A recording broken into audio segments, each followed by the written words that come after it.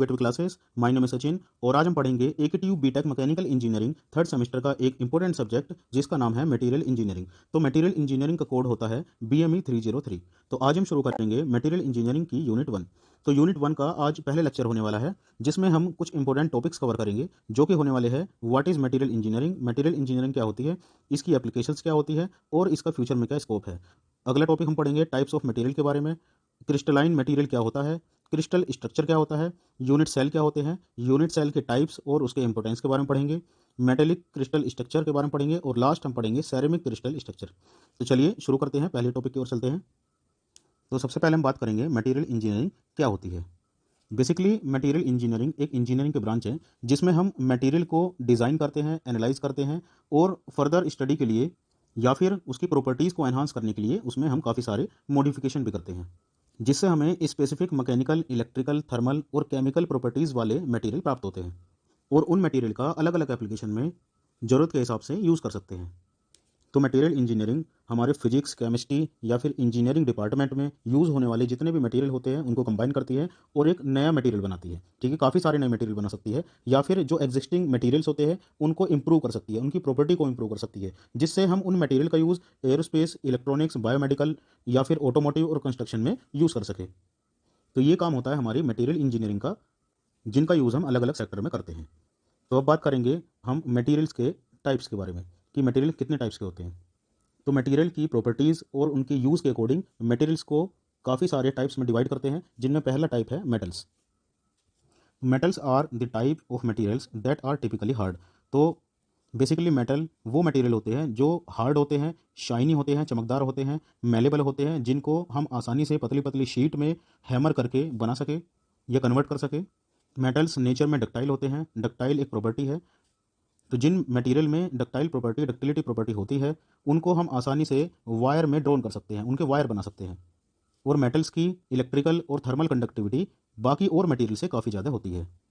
Metals का जो melting point होता है वो काफ़ी ज़्यादा हाई होता है या फिर हम कह सकते हैं कि वो मेल्ट होते हैं बहुत ज़्यादा टेम्परेचर पर। अब बात करेंगे मेटल्स के टाइप्स के बारे में। तो मेटल बेसिकली दो टाइप के होते हैं, फेरस मेटल्स और नॉन फेरस मेटल्स। तो फेरस मेटल्स वो मेटल्स होते हैं जिनमें आयरन कंटेन होता है या फिर आयरन मौजूद होता है और उस आयरन की वजह से उसमें मैग्नेटिक प्रॉपर्टीज़ भी होती है। तो इसके एग्जांपल की बात करें तो कास्ट आयरन और स्टील फेरस मेटल्स होते हैं जिनमें आयरन मौजूद होता है। अब बात करते हैं अगले मेटल्स के बारे में। अगला हमारा मेटल होता है non ferrous metal. Non ferrous metal वे मेटल होते हैं जिसमें आयरन नहीं होता है, आयरन मौजूद नहीं होता है। आयरन नहीं मौजूद होता है इसलिए वो नॉन मैग्नेटिक मटेरियल हो जाते हैं। अगर मैं इसके एग्जाम्पल के बारे में बात करूँ तो एल्यूमिनियम में आयरन नहीं होता है, कॉपर में, गोल्ड में, लेकिन ये सारे क्या है, मेटल है। ठीक है, तो ये वो मेटल है जिनमें आयरन नहीं होता है, इसलिए हम इन्हें नॉन फेरस मेटल्स बोलते हैं। बात करते हैं मेटल का कहाँ कहाँ यूज़ होता है। तो पहला यूज़ है स्टील। तो स्टील का कहाँ यूज़ होता है, स्टील का बिल्डिंग स्ट्रक्चर में हम यूज़ करते हैं। स्टील से हम टूल्स भी बना सकते हैं, हम स्टील से मशीन भी बना सकते हैं। ठीक है, हम डोमेस्टिक लेवल पर बात करें तो यूटेंसिल भी हम बनाते हैं, बर्तन वगैरह भी हमारे स्टील से ही बने होते हैं और स्टील का यूज़ हम ऑटोमोबाइल सेक्टर में भी करते हैं। ठीक है, तो बात करते हैं इसके अगले एग्जाम्पल या अगले यूज़ के बारे में। तो अगला यूज़ है कॉपर एंड एल्यूमिनियम। तो कॉपर और एल्यूमिनियम का यूज़ हम वायरिंग के लिए करते हैं। ठीक है, कॉपर के हम वायर बनाते हैं, एल्यूमिनियम के वायर बनाते हैं, क्योंकि कॉपर और एल्यूमिनियम की जो इलेक्ट्रिकल कंडक्टिविटी होती है वो बहुत ज़्यादा हाई होती है, इसलिए उसमें करंट आसानी से पास हो जाता है as compare to another metals. तो अगला यूज़ है metals are used in making machinery. Machinery को बनाने के लिए मेटल्स का यूज़ करते हैं, जो कि मैं पहले बता चुका हूँ। व्हीकल्स को बनाने के लिए, टूल्स को बनाने के लिए मेटल्स का भी हम यूज़ करते हैं। चलिए अब चलते हैं आगे।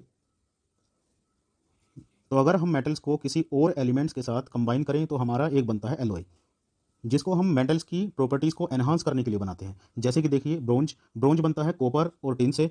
स्टेनलेस स्टील, स्टेनलेस स्टील को हम आयरन में कार्बन और क्रोमियम को मिक्स करके बनाया जाता है, जिससे जो नया मेटल हमें मिलता है वो ज़्यादा स्ट्रेंथ वाला मेटल होता है। ठीक है, और उसकी कोरोजन से लड़ने की जो एबिलिटी होती है वो भी इम्प्रूव हो जाती है।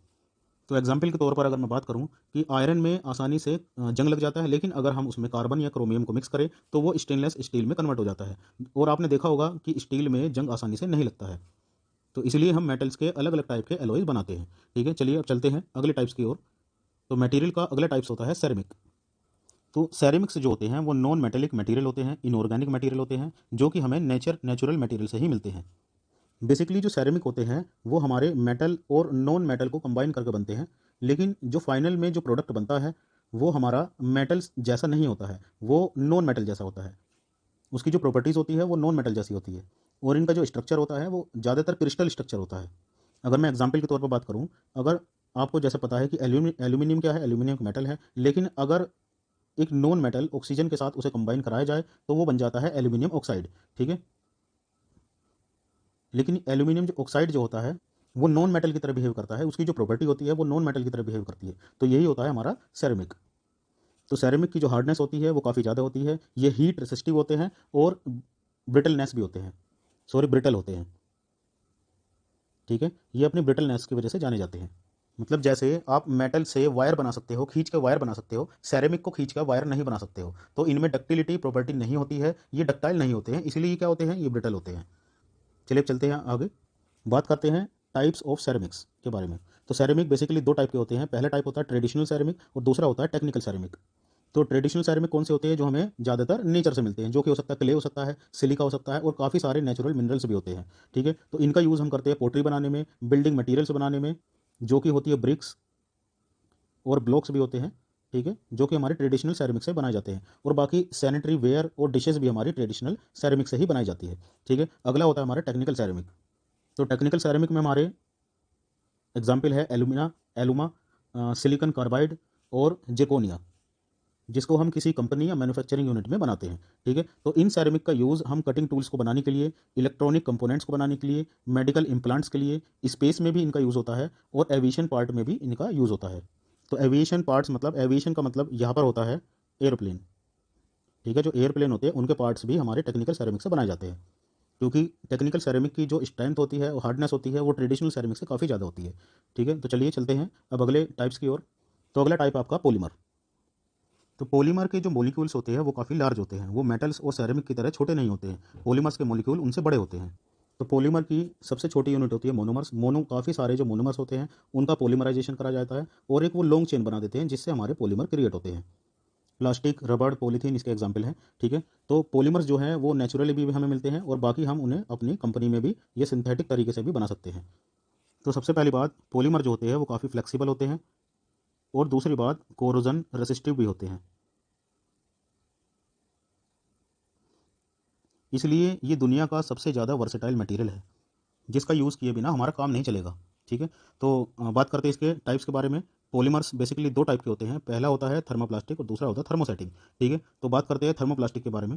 जो थर्मोप्लास्टिक पॉलीमर होता है उसको हम मेल्ट कर सकते हैं, वापस से उसे रीशेप कर सकते हैं, और ये रीशेप हम मल्टीपल टाइम्स कर सकते हैं, जिससे हमारे जो पॉलीमर होता है उसकी केमिकल प्रॉपर्टीज़ कभी भी चेंज नहीं होती है। ठीक है, थर्मोप्लास्टिक की कभी भी केमिकल प्रॉपर्टीज़ चेंज नहीं होती है। इसके कुछ एग्जाम्पल हैं पीवीसी, पीईटी और पॉलीस्टीरीन। पीवीसी की जो फुल फॉर्म होती है वो होती है पॉली विनाइल क्लोराइड। ठीक है, और पीईटी की जो फुल फॉर्म होती है वो होती है पॉली एथीन टेरिफ थैलेट। तो ये दोनों हमारे थर्मोप्लास्टिक पॉलीमर होते हैं, जिनका यूज़ हम बोटल्स को बनाने के लिए, कंटेनर को बनाने के लिए, प्लास्टिक बैग को बनाने के लिए और टॉयज़ को बनाने के लिए करते हैं। ठीक है, तो चलिए अब चलते हैं अगले टाइप्स की ओर। अगला टाइप हमारा थर्मोसेटिंग पॉलीमर। तो सेटिंग पॉलीमर को जब हम एक बार मेल्ट कर देते हैं तो उसे वापस से रीशेप नहीं कर सकते हैं। ठीक है, थर्मोप्लास्टिक में ऐसा नहीं होता। थर्मोप्लास्टिक को आप कितनी भी बार मेल्ट करिए और उसे कोई भी आप शेप दे सकते हैं, लेकिन थर्मोसेटिंग प्लास्टिक में, थर्मोसेटिंग पॉलीमर्स में ये सब चीज़ें नहीं होती है। अगर वो एक बार मेल्ट हो गया और एक नई शेप ले लेगा जिसको आप वापस से मेल्ट करोगे तो वो मेल्ट भी नहीं होगा। ठीक है, तो उसके बाद ये पॉलीमर जो होते हैं वो हार्ड हो जाते हैं। तो इसकी एग्जाम्पल की बात करूँ तो एग्जाम्पल है इसका इपॉक्सी रेजिन, बेकेलाइट, वल्कनाइज्ड रबड़। ठीक है, तो ये पॉलीमर हम उस जगह यूज़ करते हैं जहाँ पर हमारे एनवायरमेंटल इम्पैक्ट का कोई इफेक्ट ना हो। ठीक है, जैसे कि हो गए इलेक्ट्रॉनिक कंपोनेंट्स। इलेक्ट्रॉनिक कंपोनेंट्स में क्या होता है कि आपका टेम्परेचर हाई हो सकता है, कभी भी अगर कोई फॉल्ट आ जाए तो वहाँ पर अगर ये मेल्ट हो जाएंगे तो मेल्ट होकर वो दूसरी शेप ले लेंगे, जिससे हमारा नुकसान हो सकता है। ठीक है, कुछ एडेसिव होते हैं जो कि हमारे थर्मोसेटिंग पॉलीमर्स होते हैं। ऑटोमोटिव पार्ट्स होते हैं वो भी हमारे थर्मोसेटिंग पॉलीमर से बनाए जाते हैं, और कंस्ट्रक्शन मटेरियल भी हमारे थर्मोसेटिंग पॉलीमर से ही बनाए जाते हैं। ठीक है, तो ये हो गए हमारे पॉलीमर। चलिए चलते हैं अगले मटेरियल की ओर। अगला मटेरियल हमारा composite material. Composite materials are made by combining two or more different materials to create a stronger, more durable material. तो कंपोजिट मटेरियल को हम दो या दो से भी ज़्यादा अलग अलग टाइप के मटेरियल को कंबाइन करते हैं और एक नया मटेरियल बनाते हैं, जो कि पुराने वाले मटेरियल से ज़्यादा स्ट्रॉन्ग होगा और ज़्यादा ड्यूरेबल भी होगा। ठीक है ना, जैसे हमारे एरोस्पेस या फिर जो एरोप्लेन बनते हैं वो हमारे कंपोजिट मटेरियल से ही बनते हैं, क्योंकि जो उनकी स्ट्रेंथ होती है वो बाकी उनके जो बेसिक मटेरियल होते हैं उनसे ज़्यादा होती है। वे लाइट वेट होते हैं। ठीक है, और उनमें कोरोजन भी आसानी से नहीं लगता है। ठीक है, तो ये होते हैं हमारे कंपोजिट मटेरियल्स। अगर इसके एग्जाम्पल के बारे में बात करूँ तो आपने सुना होगा फाइबर ग्लास। तो फाइबर ग्लास एक कंपोजिट मटेरियल है जो कि जिसका यूज़ हम शिप या फिर एरोप्लेन बनाने के लिए भी करते हैं। ठीक है, अगला कंपोजिट का एग्जाम्पल है कार्बन फाइबर। तो कार्बन फाइबर का यूज़ हम एयरक्राफ्ट बनाने के लिए, स्पेसक्राफ्ट बनाने के लिए या फिर रेसिंग कार के लिए भी हम इसका यूज़ करते हैं। ठीक है, अगला कंपोजिट का एग्जाम्पल है कंक्रीट। तो कंक्रीट में क्या होता है, हमारा अलग अलग मटेरियल्स को मिलाने से बनाया जाता है। तो इसमें कंक्रीट कैसे बनता है, कंक्रीट में सीमेंट मिलाया जाता है, कंक्रीट में सैंड मिलाई जाती है और कंक्रीट में वाटर मिलाया जाता है। तो ये 3 टाइप के हमारे मटेरियल बनाए जाते हैं, तब जाकर हमारा कंक्रीट बनता है। ठीक है, जो कि पहले से ज़्यादा उसकी स्ट्रेंथ ज़्यादा होती है, वो बड़े बड़े डैमेज को सह सकता है, फायर को सह सकता है और कोरोसिव रेसिस्टिव भी होता है। ठीक है, तो ये हो गए आपके कंपोजिट। तो कंपोजिट जो आपके यूज़ होते हैं वो कंस्ट्रक्शन में यूज़ होते हैं, स्पोर्ट्स में यूज़ होते हैं, एयरोस्पेस में यूज़ होते हैं और ऑटोमोटिव में भी यूज़ होते हैं। ठीक है, तो चलिए अब चलते हैं अगले टॉपिक की ओर। तो अगला हमारा टॉपिक है क्रिस्टलाइन मटेरियल। तो सबसे पहली बात, क्रिस्टलाइन मटेरियल जो होते हैं वो सॉलिड मटेरियल होते हैं। उसमें क्या होता है, उनके जो एटम्स होते हैं, मॉलिक्यूल्स होते हैं या फिर आयंस होते हैं, वो इस तरीके से अरेंज होते हैं कि उनके जो पैटर्न होते हैं वो रिपीटिंग ऑर्डर में होते हैं। ठीक है, और हाईली ऑर्डर्ड फॉर्म में होते हैं।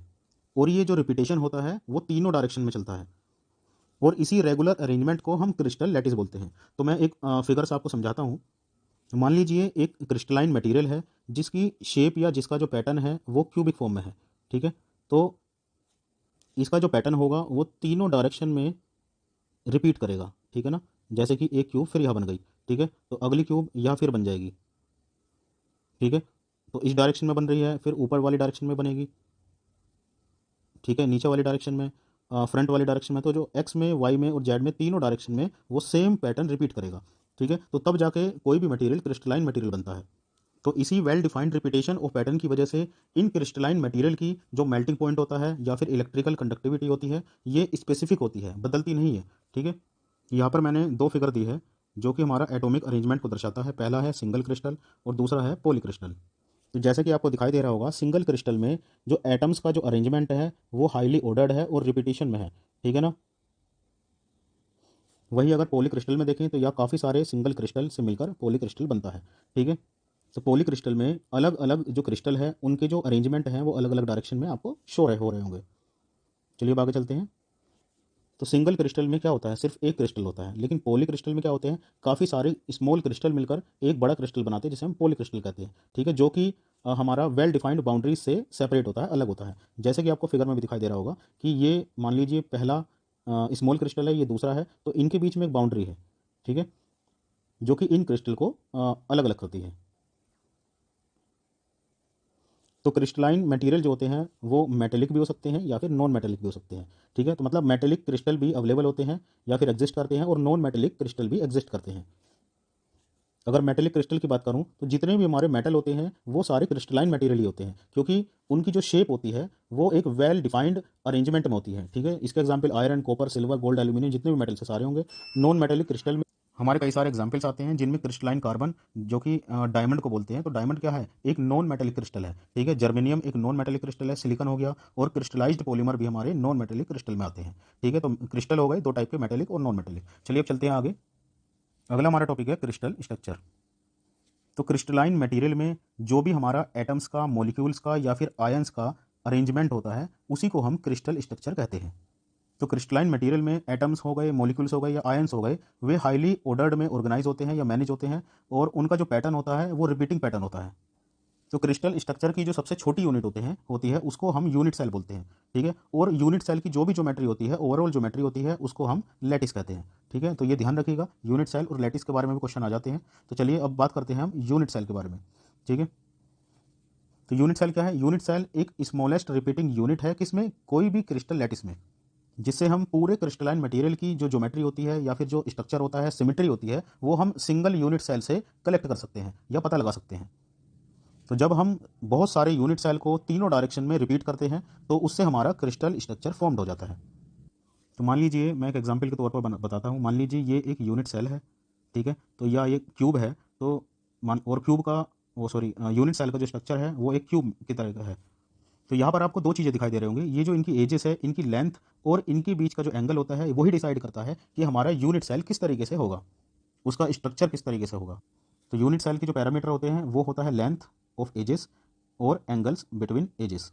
ठीक है, तो उसी के अकॉर्डिंग लेंथ और एंगल्स के अकॉर्डिंग हम यूनिट सेल के टाइप्स के बारे में बात करेंगे। तो ये है टाइप्स ऑफ यूनिट सेल। तो यूनिट सेल को हम कैटेगराइज करते हैं उसकी ज्योमेट्री के अकॉर्डिंग, मतलब लेंथ और एंगल के अकॉर्डिंग। ठीक है, तो यूनिट सेल का पहला टाइप है क्यूबिक। ठीक है, तो हम क्यूबिक में वो सारे यूनिट सेल के बारे में बात करेंगे जो क्यूबिक फॉर्म में होते हैं। ठीक है, तो क्यूबिक फॉर्म में पहला होता है सिंपल क्यूबिक। सिंपल क्यूबिक में क्या होता है, जो एटम्स होते हैं वो क्यूब के हर एक कॉर्नर पर लोकेट होते हैं। जैसे कि आपको यहाँ दिख रहा होगा कि इस क्यूब में कितने कॉर्नर है, इस क्यूब में 8 कॉर्नर है, तो 8 ही क्या होंगे, एटम्स यहाँ पर अटैच होंगे या लोकेट होंगे। तो जैसे मैंने पहले बताया था कि यूनिट सेल से और भी यूनिट सेल जुड़े होते हैं जिससे हमारा क्रिस्टलाइन मटेरियल क्रिएट होता है, क्रिस्टल स्ट्रक्चर क्रिएट होता है। ठीक है, तो अगर मैं यहाँ पर मैं इसे एक्सटेंड करूँ इस यूनिट सेल को, तो वो इस तरीके से बनेगा।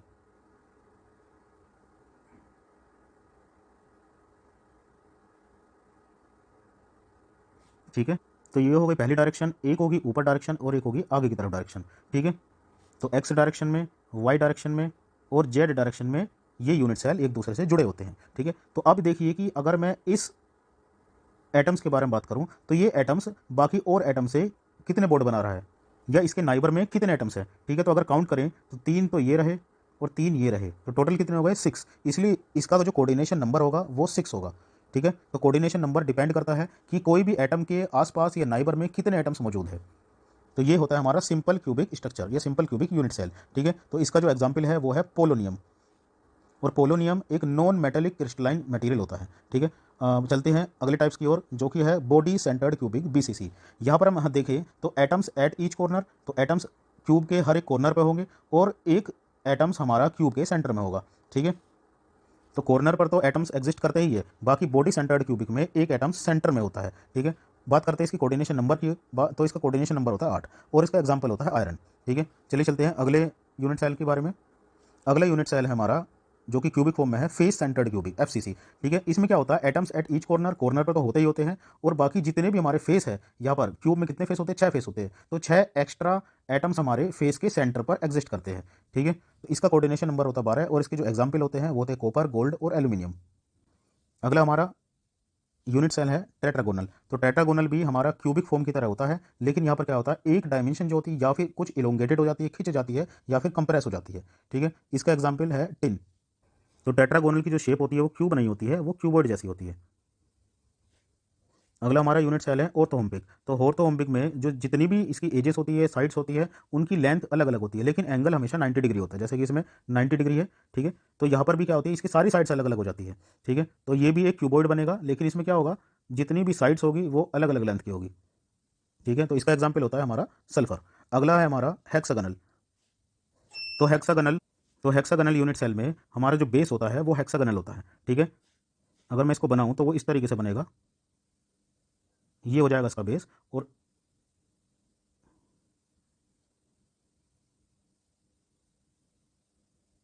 तो ये बनेगी इस तरीके से इसकी शेप।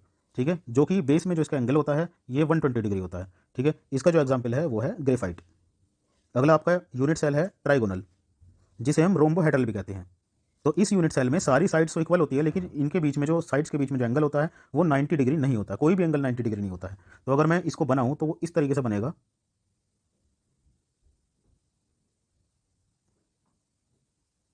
ये बनेगा इस टाइप से यूनिट सेल। इसका एग्जाम्पल होता है कैल्साइट। ठीक है, कैल्शियम कार्बोनेट। अगला है हमारा मोनोक्लिनिक। तो मोनोक्लिनिक में क्या होता है, दो साइड्स अलग अलग लेंथ की होती है और एक एंगल 90 डिग्री नहीं होता है। ठीक है, मान लीजिए दो एंगल माने तो एक अल्फा और बीटा 90 डिग्री के हो जाएंगे, लेकिन जो गामा होगा वो 90 डिग्री का नहीं होगा। ठीक है, इसका एग्जाम्पल होता है हमारा जिप्सम। तो ये धीरे धीरे जो इसकी शेप बनती रहती है वो टिपिकल होती जाती है। ठीक है, तो अगला है हमारा यूनिट सेल ट्राइक्लिनिक। ठीक है, यहाँ पर सारे एंगल्स और सारी जो लेंथ होती है, सारे लेंथ इक्वल नहीं होती है और कोई भी एंगल 90 डिग्री का नहीं होता है। तो इसका एग्जाम्पल है टर्कोज। तो टर्कोज का ये रहा आपको फॉर्मूला, इतना बड़ा फॉर्मूला है। ठीक है, तो इस यूनिट सेल में ट्राइक्लिनिक टाइप का क्रिस्टल स्ट्रक्चर होता है। तो ये हो गए आपके 7 टाइप। तो टोटल 7 ही टाइप होते हैं यूनिट सेल के हमारे अर्थ पर, या जो हमें आज तक साइंटिस्ट को मिले हैं। ठीक है, तो चलिए अब चलते हैं अगले टॉपिक की ओर। अगला टॉपिक हमारा इंपॉर्टेंस ऑफ यूनिट सेल। आखिर यूनिट सेल की क्या इंपॉर्टेंस है।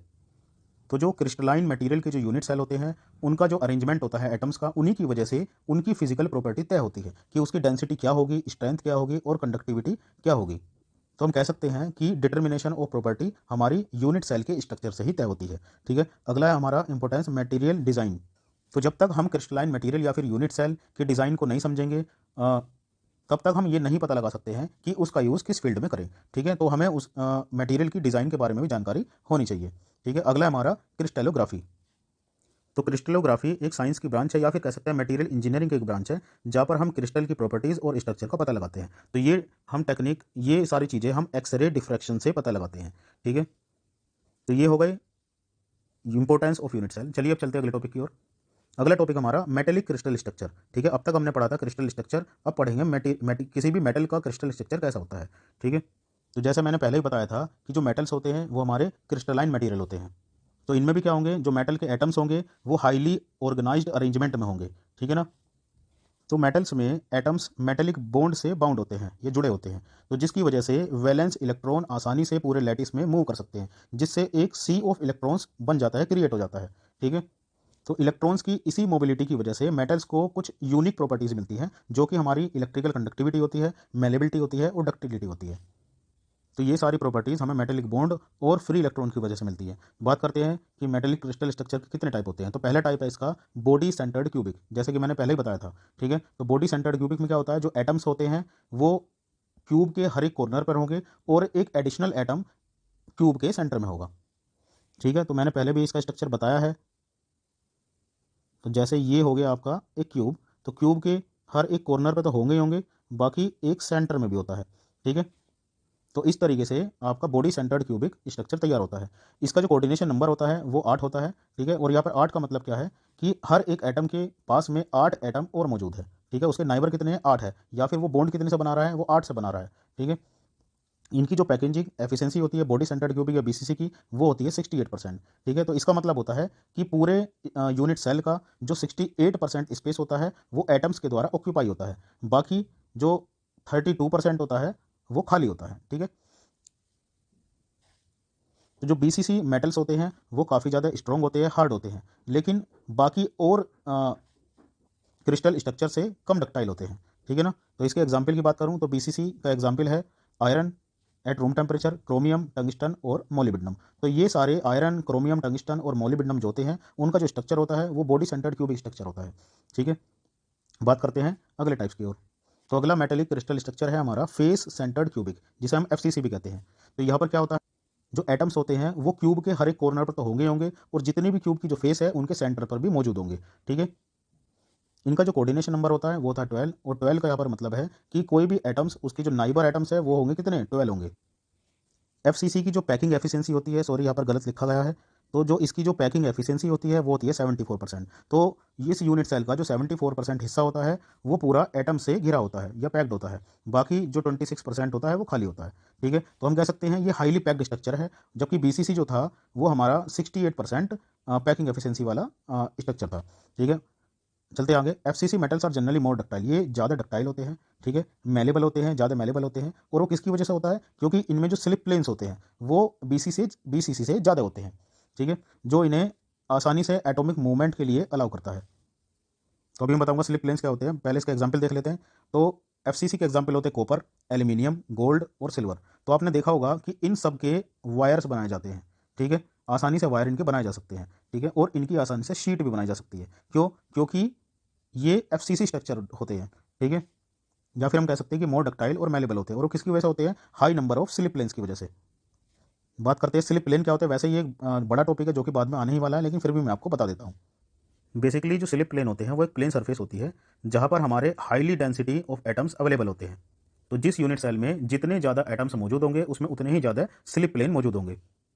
अगला टाइप हमारा हेक्सागोनल क्लोज पैक्ड स्ट्रक्चर, जिसे हम एचसीपी भी कहते हैं। तो ये भी मैंने पहले पढ़ा चुका हूँ। तो यहाँ पर जो एटम्स होते हैं वो हेक्सागोनल लैटिस में अरेंज्ड होते हैं। तो जो मैंने बताया था पहले भी कि इस तरीके से आपका यूनिट सेल तैयार होता है।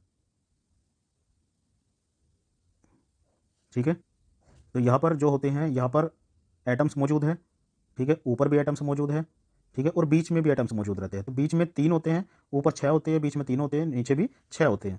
इसी को हम बोलते हैं ए बी ए, उसके बाद भी नीचे क्या आएगा, बी। तो ए बी स्टैकिंग सीक्वेंस भी हम इसे कहते हैं। इनका जो कोऑर्डिनेशन नंबर होता है वो 12 होता है, जो कि एफसीसी के बराबर है। इनकी पैकिंग एफिशिएंसी भी 74% होती है, जिसका मतलब है कि 74% जो इसका जो पार्ट है वो एटम से घिरा हुआ है। ठीक है, बाकी 26% क्या है, वो खाली है। ठीक है, तो अब बात करते हैं HCP मेटल्स किस टाइप के होते हैं? तो पहली बात, ये स्ट्रॉन्ग मेटल्स होते हैं, लेकिन ये FCC से कम डक्टाइल होते हैं, ठीक है, क्योंकि यहाँ पर डिफॉर्मेशन के लिए कम स्लिप प्लेन्स होती है, ठीक है। FCC में ज़्यादा स्लिप प्लेन्स होते हैं, यहाँ पर HCP में कम स्लिप प्लेन्स होती है, इसलिए ये कम डक्टाइल मटेरियल होते हैं, ठीक है। इसके एग्जाम्पल की बात करूँ तो मैग्नीशियम, टाइटेनियम और जिंक HCP के एग्जाम्पल हैं। तो ये हो गए आपके मेटेलिक क्रिस्टल स्ट्रक्चर के टाइप, जो कि होते हैं BCC, FCC और HCP, ठीक है। तो इन्हीं में सारे मेटल्स इंक्लूड होते हैं। चलिए अब चलते हैं आगे। तो आज का हमारा लास्ट टॉपिक है ceramic crystal structure. Ceramic are typically composed by combination of metallic and non metallic element. जैसे कि मैंने पहले भी सेरेमिक्स के बारे में पढ़ाया था कि सेरेमिक नॉन मेटेलिक एलिमेंट या नॉन मेटेलिक बिहेवियर रखते हैं, लेकिन बनते किससे हैं? वो मेटल और नॉन मेटल दोनों एलिमेंट को मिलाकर बनते हैं। तो सेरेमिक्स में दोनों तरह के बॉन्ड अवेलेबल होते हैं, आयनिक बॉन्ड भी होते हैं और कोवलेंट बॉन्ड भी होते हैं, क्योंकि ये मेटेलिक और नॉन मेटेलिक दोनों से बने हैं, ठीक है। इसकी वजह से इनमें कुछ प्रॉपर्टी बाकी मेटेलिक और नॉन मेटेलिक से ज़्यादा अच्छी होती है, जो कि होती है हार्डनेस, उनकी ब्रिटलनेस, हाई मेल्टिंग पॉइंट होता है और इलेक्ट्रिकल इंसुलेशन। तो सेरेमिक जो होते हैं वो क्रिस्टलाइन स्ट्रक्चर में भी हो सकते हैं और नॉन क्रिस्टलाइन स्ट्रक्चर में भी मौजूद हो सकते हैं।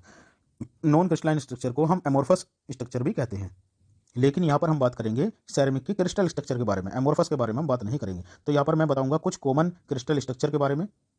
तो पहला है रॉक सोल्ट स्ट्रक्चर। तो rock salt structure NaCl type भी बोलते हैं इसे, ठीक है। तो यहाँ पर जितने भी एग्जाम्पल होंगे, यहाँ पर Na क्या है? एक मेटल है, और क्लोरीन क्या है? नॉन मेटल है। तो यहाँ पर देखो इसका एग्जाम्पल अगर आपको दिख रहे होंगे, तो यहाँ पर MgO इसका एग्जाम्पल है। यहाँ पर सिंगल एलिमेंट है मेटल का और सिंगल है नॉन मेटल का, ठीक है। ऐसे ही आयरन ऑक्साइड में भी आपको मेटल और नॉन मेटल दोनों दिख रहे होंगे, ठीक है। तो रॉक सोल्ट स्ट्रक्चर में ये भी एक सिंपल क्यूबिक, जो कि SC बोलते हैं, ठीक है, सिंपल क्यूबिक अरेंजमेंट होती है, जहाँ पर इसमें हर एक आयन, यहाँ पर एटम्स नहीं है, यहाँ पर आयन्स है, तो हर एक आयन सराउंडेड होता है 6 अपोजिट चार्ज आयन से, इसलिए इसका जो कोऑर्डिनेशन नंबर होता है वो 6 होता है, ठीक है। इसके एग्जांपल की बात करूं तो एग्जांपल है इसका sodium chloride NaCl, magnesium oxide और आयरन ऑक्साइड, ठीक है। तो ये हो गया आपका रॉक सोल्ट स्ट्रक्चर, जो कि आप NaCl से भी याद कर सकते हैं। और ये कैसा होता है? ये SC सिंपल क्यूबिक होता है। तो अगर आपको सिंपल क्यूबिक याद है तो आपको रॉक सोल्ट स्ट्रक्चर भी याद हो जाएगा, ठीक है। तो अगला है हमारा जिंक ब्लेंड स्ट्रक्चर, जिसे हम स्फेलेराइट भी हम कहते हैं।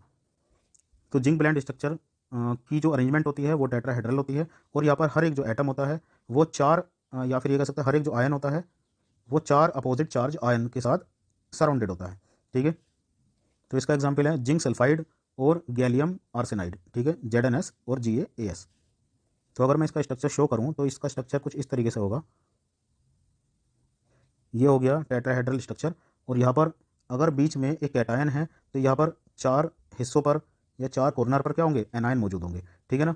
तो ये हो गया आपका जिंक ब्लेंड स्ट्रक्चर। चलिए अब चलते हैं अगले स्ट्रक्चर की ओर। अगला है हमारा ceramic crystal structure fluoride structure, ठीक है, जिसको हम कहते हैं CaF2 टाइप, ठीक है। तो यहाँ पर क्या होगा? एक पहला मेटल होगा और दूसरा क्या होगा? नॉन मेटल होगा। तो फ्लोराइड स्ट्रक्चर में क्यूबिक अरेंजमेंट होता है, जहाँ पर एक कैटायन के चारों ओर 8 एनायन होते हैं और हर एक एनायन के चारों ओर 4 कैटायन होते हैं, ठीक है। तो क्या हो गया? एक कैटायन और 8 एनायन, ठीक है, 1 2 3 4 5 6 7 8, ठीक है। और वही अगर एक आपका एनायन है तो उसके चारों तरफ क्या होंगे? 4 कैटायन होंगे, ठीक है। इसका एग्जांपल होता है कैल्शियम फ्लोराइड और यूरेनियम डाइऑक्साइड, ठीक है। तो यहाँ पर भी ये देख रहे होंगे, यहाँ पर CaF2 टाइप है, Ca और F2, ठीक है, उसी तरह UO2। अगला है हमारा पेरोस्काइट स्ट्रक्चर, जो कि हमारा होता है AbO3 टाइप। तो ये भी एक क्या है? क्यूबिक स्ट्रक्चर है, जहाँ पर 2 कैटायन होते हैं A और B और एक ऑक्सीजन का मॉलिक्यूल होता है, ठीक है। तो AbO3 टाइप में अगर मैं क्यूब बनाऊं तो यहाँ क्या होगा? यहाँ पर कोई अलग मेटल होगा या मटेरियल होगा, कॉर्नर पर अलग होगा, जिसको हम कहेंगे A। तो यहाँ पर है A। B जो होगा वो सेंटर में होगा, बिल्कुल बीचों बीच होगा, क्यूब के सेंटर में होगा, और बाकी जितनी भी फेस है वहाँ पर ऑक्सीजन का एलिमेंट होगा, ठीक है, या फिर मॉलिक्यूल होगा। जितनी भी हमारी फेस है, कितनी फेस होती है? 6, ठीक है। तो इसका जो एग्जाम्पल है barium titanate BaTiO3, yttrium barium copper oxide YBa2Cu3O7। तो ये याद करने टिपिकल होते हैं, लेकिन फिर भी अगर 2-4 बार आप इन्हें पढ़ेंगे तो इतने टिपिकल नहीं है, ठीक है। तो अब चलते हैं इसके लास्ट टाइप की ओर, जो कि होने वाला है silicate structure. Silicon atoms are surrounded by oxygen atoms. यहाँ पर क्या होता है? सिलिकेट स्ट्रक्चर वाले क्रिस्टल स्ट्रक्चर में हमारे सिलिकॉन एटम्स के चारों ओर 2 ऑक्सीजन के एटम्स होते हैं, जो कि एक टेट्राहेड्रॉन फॉर्म बनाते हैं, ठीक है। और इस टेट्राहेड्रॉन फॉर्म से हम बहुत सारे अरेंजमेंट बना सकते हैं, चेन बना सकते हैं, शीट्स बना सकते हैं, या 3D फ्रेमवर्क भी हम बना सकते हैं, ठीक है। इसके एग्जाम्पल है क्वार्ट्ज SiO2, फेल्ड्सपर और माइका। फेल्ड्सपर हमारा व्हाइट कलर का एक क्रिस्टल होता है, माइका हमारी ग्रे कलर या फिर कह सकते हैं ब्राउन कलर का एक क्रिस्टल होता है, और क्वार्ट्ज भी हमारी वाइट और थोड़ी क्रीमी कलर का स्ट्रक्चर होता है या फिर क्रिस्टल होता है। ठीक है, तो ये हो गए हमारे सिलिकेट स्ट्रक्चर, और ये सारे हो गए हमारे सेरेमिक क्रिस्टल स्ट्रक्चर, जो कि होते हैं टोटल 5। तो आई होप कि आपको सबको समझ में आया होगा